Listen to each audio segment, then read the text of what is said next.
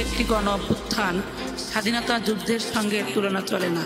আপনারা দেখছেন সমাজে চিত্র টিভি সংবাদ। রংপুর থেকে এমডি নজরুল ইসলামের পাঠানো ভিডিও তথ্যচিত্রে দেখুন বিস্তারিত।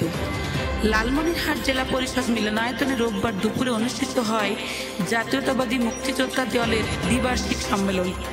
এতে প্রধান অতিথির বক্তব্যে বিএনপির রংপুর বিভাগীয় সাংগঠনিক সম্পাদক, লালমনিরহাট জেলা বিএনপি সভাপতি ও অধ্যক্ষ আসাদুল হাবিব দুলু বলেন, ২৪ একটি গণ অভ্যুত্থান। এটি স্বৈর শাসনের বিরুদ্ধে মানুষের রাস্তায় নামার প্রতিচ্ছবি।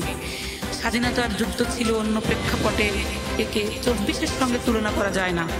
তিনি আরও বলেন, যাদের রক্তের বিনিময়ে এই বাংলাদেশ স্বাধীন হয়েছে তাদের অনেককে আজ ষড়যন্ত্রের শিকার হতে হচ্ছে। আজকের সরকার মুক্তিযোদ্ধাদের অবদানকে রাজনৈতিকভাবে ব্যবহার করছে। দুলু অভিযোগ করেন, আওয়ামী লীগের সমালোচনা করলে রাজাকার বলা হচ্ছে, অথচ গণতন্ত্র মুক্তিযুদ্ধের প্রকৃত চেতনা হচ্ছে মত প্রকাশের স্বাধীনতা রক্ষা করা। আওয়ামী লীগ গণতন্ত্রকে কুক্ষিগত করেছে।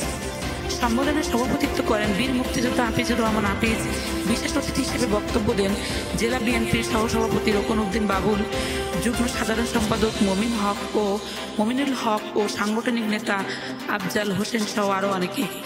সম্মেলন শেষে বীর মুক্তিযোদ্ধা হাফিজুর রহমান হাফিজকে আহ্বায়ক ও বীর মুক্তিযোদ্ধা আব্দুস সামাদকে সদস্য সচিব করে ১৩ সদস্য বিশিষ্ট আহ্বায়ক কমিটি গঠন করা হয়।